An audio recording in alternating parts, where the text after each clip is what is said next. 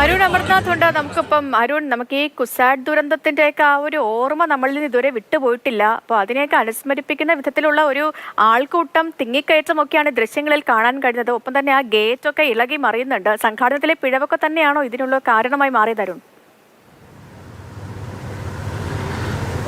സേതു തുടക്കത്തിൽ പറഞ്ഞ പോലെ തന്നെ നമുക്കറിയാം മലപ്പുറത്തിന് ഈ ഫുട്ബോളിനോടുള്ള ആ ഒരു സ്നേഹം, ആ ഒരു പ്രണയം എന്നൊക്കെ പറയുന്നത്.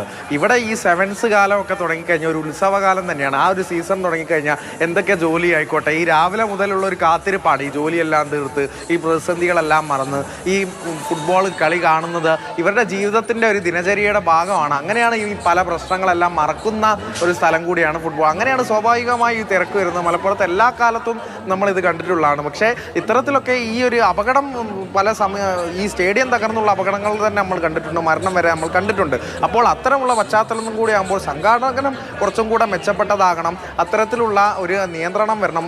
നമ്മൾ ആരാധകരും അത് ശ്രദ്ധിക്കണം എന്നുള്ളൊരു കാര്യം കൂടിയാണ് ഈ സംഭവം ഓർമ്മപ്പെടുത്തുന്നത്. ഇത് ടിക്കറ്റ് നിറഞ്ഞു, പിന്നെ ആൾക്കാരെ നിയന്ത്രിക്കാൻ വേണ്ടി ഇവിടെ ഗേറ്റ് അടയ്ക്കുകയാണ് ഉണ്ടായത്. പക്ഷേ ആൾക്കൂട്ടം കാരണം ഈ ഗേറ്റ് വരെ തള്ളി മാറ്റി അകത്തേക്ക് കയറുന്ന ഒരു കാഴ്ചയാണ്. ഏതെങ്കിലും രീതിയിൽ വലിയ രീതിയിലുള്ള അപകടമൊക്കെ പറ്റാനുള്ള ഒരു സാധ്യത തന്നെയാണ്. കാരണം 10,000-കണക്കിന് പേരാണ് ഓൾറെഡി ആ സ്റ്റേഡിയത്തിനകത്തുള്ളത്. വീണ്ടും ആൾക്കാർ വരുന്നു. അപ്പോൾ കാൽപന്തിനോടുള്ള മുഹബത്ത് എപ്പോഴും തുടരട്ടെ. അത് മലപ്പുറത്തിൻ്റെ സൗന്ദര്യം പോലെ തന്നെ അത് തുടർന്നോട്ടെ. പക്ഷേ സംഘാടനം കുറച്ചുകൂടി മെച്ചപ്പെട്ടതാകണം.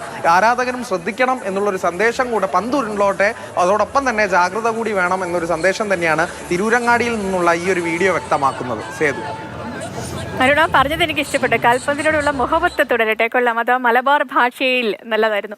അപ്പോൾ ഈ പറഞ്ഞതുപോലെ തന്നെ ഈ കാണികൾ അവരും കുറച്ചൊന്ന് ജാഗ്രത പാലിക്കണം. നമുക്ക് ഈ അപകടങ്ങളൊക്കെ നമ്മളിങ്ങനെ വിളിച്ചു വരുത്തുന്ന രീതിയിൽ ഉണ്ടാകുന്നത് കാരണം നമുക്ക് നമ്മുടെ മുന്നിൽ ഇപ്പോൾ കഴിഞ്ഞ കുറച്ച് ദിവസങ്ങളായിട്ട് ഇത്തരത്തിലുള്ള അപകട വാർത്തകളും കാരണങ്ങളൊക്കെ ഉണ്ടല്ലോ. അപ്പോൾ ഇക്കാര്യങ്ങളിലൊക്കെ കുറച്ചൊന്ന് ജാഗ്രതയോടെ മുന്നോട്ട് പോയാൽ നമുക്ക് ഈ അപകടങ്ങളൊക്കെ ഒഴിവാക്കാം. പറഞ്ഞതുപോലെ ഫുട്ബോൾ പ്രണയം അത് നമുക്ക് എല്ലാവർക്കും അറിയാവുന്നത് തന്നെയാണ് മലബാറിൻ്റെ.